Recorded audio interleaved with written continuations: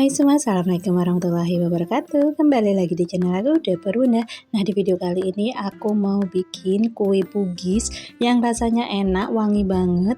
Dan ini tuh lembut, walaupun dia udah dingin gak keras sama sekali ya. Seperti apa cara aku membuatnya? Yuk langsung saja kita ke resepnya.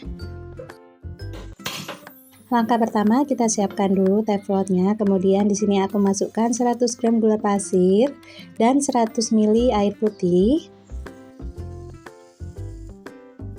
Kemudian aku juga tambahkan 1 lembar daun pandan, 1/4 sendok teh garam dapur, 1/4 sendok teh vanili bubuk. Selanjutnya semua bahannya ini kita aduk rata dan kita masak di api sedang sampai mendidih. Kalau udah mendidih seperti ini, bisa kita masukkan kelapa parutnya. Nah, di sini kelapa parutnya aku pakai sekitar 110 gram.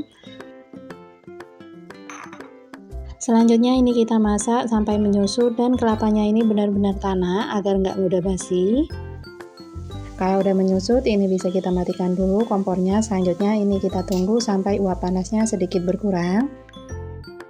Untuk bahan kulitnya di sini aku udah siapkan 300 gram tepung ketan, setengah sendok teh garam dapur, 250 ml jus pandan ini dalam keadaan hangat. Untuk jus pandannya ini kita masukkan bertahap aja, sedikit demi sedikit sambil kita aduk-aduk sampai tercampur rata. Nah, untuk jus pandannya sendiri aku buat dari 10 lembar daun pandan, kemudian aku tambahkan dengan 100 ml air putih. Selanjutnya aku tambahkan air hangat sebanyak 150 ml.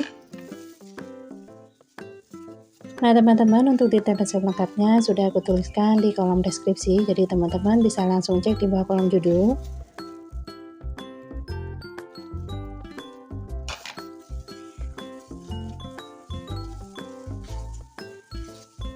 Nah, ini adonannya udah kalis, aku rasa udah cukup.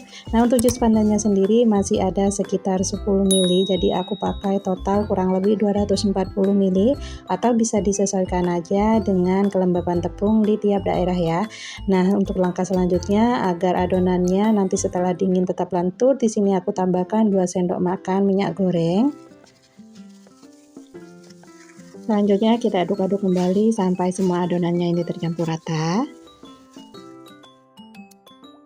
Nah, ini karena warnanya terlalu pucat, jadi aku tambahkan dengan 2 tetes pewarna coklat muda. Selanjutnya aku tambahkan dengan pasta pandan secukupnya. Kemudian kita aduk-aduk sampai tercampur rata. Untuk penambahan pewarna ini disesuaikan dengan selera masing-masing ya, opsional. Jadi kalau nggak suka bisa di skip. Nah, kalau udah tercampur rata dan adonannya udah cukup kalis, kira-kira udah bisa dipulun atau dibentuk, ini kita simpan dulu. Untuk cara menyimpannya kita tutup agar nantinya adonannya nggak mudah kering ya. Selanjutnya kita siapkan untuk bahan isiannya. Nah, di sini aku bulat-bulatkan seperti ini untuk isiannya. Nah, di sini aku bagi sekitar 15 pieces ya untuk isiannya. Jadi beratnya kurang lebih 10 sampai 13 gram.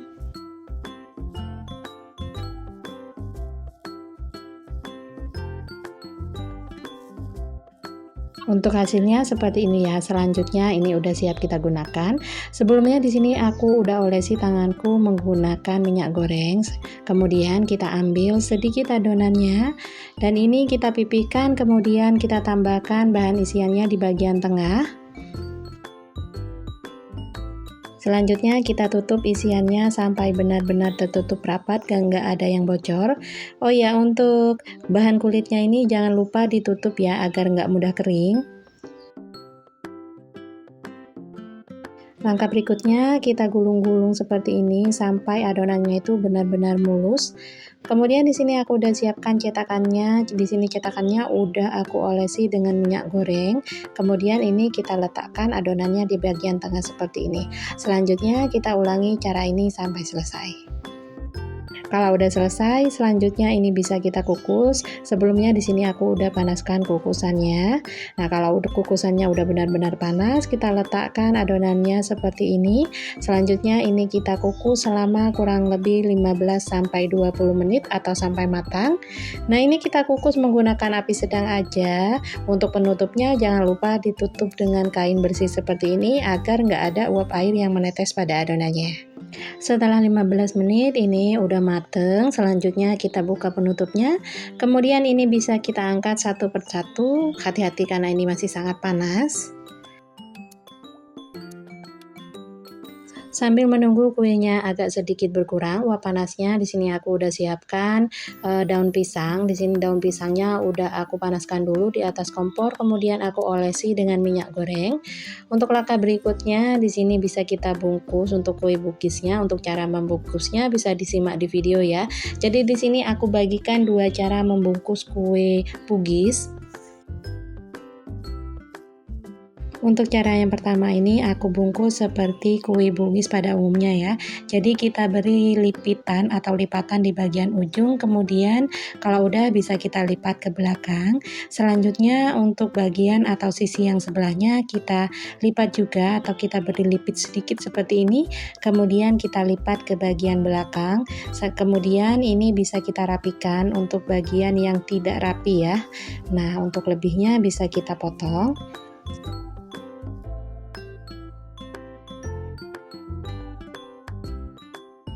Nah, untuk hasilnya kurang lebih seperti ini ya. Untuk cara yang kedua, bisa kita ambil satu lembar daun pisang, kemudian kita letakkan kue bugisnya di bagian ujung sambil kita tekan-tekan seperti ini agar kue bugisnya sedikit pipih. Kemudian untuk sisi sebelah kanan dan sisi sebelah kirinya kita lipat ke bagian tengah sambil kita rapikan.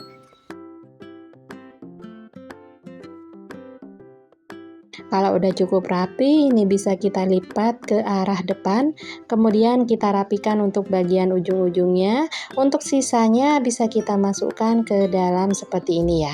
Nah, ini untuk hasilnya kurang lebih seperti ini. Dan ini dia kue bugis yang udah aku bungkus semua ya. Di sini hasilnya kurang lebih 15 pieces ya. Untuk tampilan agar lebih menarik, di sini aku tambahkan dengan stiker thank you seperti ini.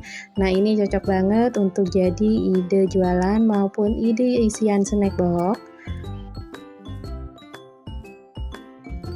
Nah, di sini mau aku coba dulu satu kue bugisnya.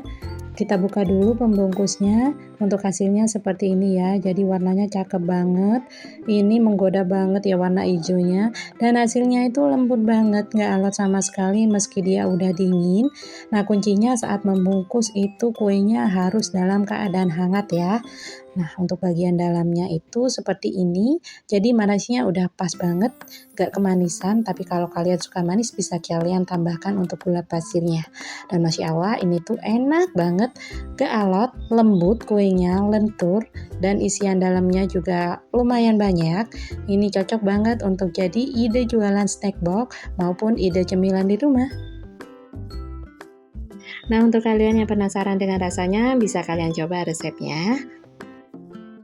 Sekian dulu video kali ini, semoga bermanfaat dan mohon maaf jika ada salah. Sampai jumpa lagi di video aku berikutnya dan wassalamualaikum warahmatullahi wabarakatuh. See you next video, bye bye.